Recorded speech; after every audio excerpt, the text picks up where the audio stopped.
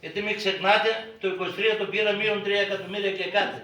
Εμείς έχουμε στην ευχάριστη θέση να πούμε ότι έχουμε και 2,5 στο δοσί Σκαβάντσα, όπως λέει ο νόμος για το προσωπικό, και έχουμε και λεφτά, θα κάνουμε και έργα και έχουμε και λεφτά να πληρώσουμε και αυτά.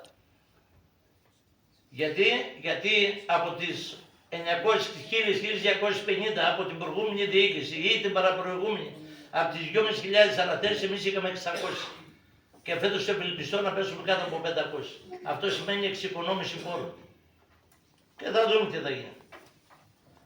Και να είμαστε και ξεκάθαροι, αυτές δεν είναι οι μόνες περιπτώσεις. Υπάρχουν και άλλες αγωγές και διεκδικήσεις που εμφανίζονται συνεχώς. Δηλαδή κάθε τόσο προκύπτει μια νέα οικονομική απέτηση για υποχρεώσεις που δεν ήταν ποτέ καταγεγραμμένες. Αντιλαμβάνεστε τι σημαίνει αυτό για έναν Δήμο που προσπαθεί να φτιάξει προϋπολογισμό?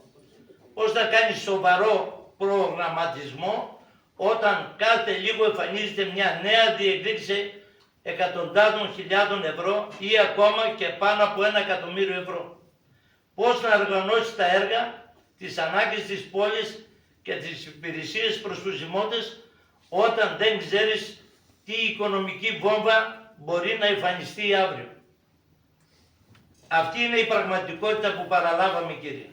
Ένας Δήμος με υποχρεώσεις που δεν ήταν καταγεγραμμένες. Και να ξέρετε, πληρώσαμε και αρκετά το 24 και το 25, τα οποία αυτά δεν αναφέρονται εδώ μέσα. Με προφορικές αναθέσεις και με οικονομικές διεκδικήσεις που σήμερα έρχονται μαζεμένες και δημιουργούν τεράστιο πρόβλημα στη σύνταξη του προϋπολογισμού. Τώρα παρακάτω θα σας αναφέρει ο Αντιδήμαρχος Οικονομικών, είναι και η κυρία Νατάσια.